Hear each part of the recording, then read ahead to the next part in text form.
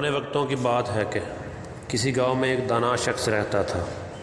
ایک دن لوگوں نے اس دانا شخص سے کہا کہ کل فلاں شخص آپ کے خلاف بری بری باتیں کر رہا تھا جو آپ کو بدنام کرنے والی ہیں۔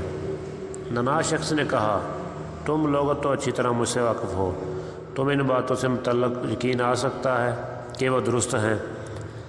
لوگوں نے کہا، ہرگز نہیں، مگر جناب ہر شخص تو اتنا واقف نہیں کہ اس کے سچ جھوٹ میں تمیز کر سکے۔ بہتر یہی کہ اس کی زبان کو ادب کی لگام دی جائے۔ دانا شخص نے جواب دیا، میں حاکم نہیں کہ سزا دے سکوں، پس کوئی اور تدبیر ہی مناسب ہے۔ تھوڑی دیر گزری ہی تھی کہ وہ بد زبان شخص بھی آ گیا، اور دانا نے اتنی خاطر دروازہ کی کہ اس میں کوئی کسر نہ چھوڑی۔ شربت پلایا، پنکھا جلوایا اور اس کو خوش کرنے والی ایسے باتیں کی کہ جس سے وہ نہایت خوش ہو کر واپس گیا۔ اس کے چلے جانے کے بعد شکایت کرنے والوں نے کہا کہ آپ نے یہ کام عقل کے بالکل خلاف کیا ہے کہ ایسے بد زبان شخص کی اتنی خاطر داری کی۔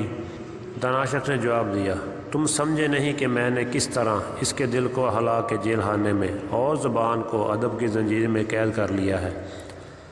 اب وہ 2-4 ملاقاتوں میں یہ قید اور بھی سخت ہو جائے گی، جس کی وجہ سے اسے میرے خلاف کہنے کی کبھی ہمت نہ رہے گی۔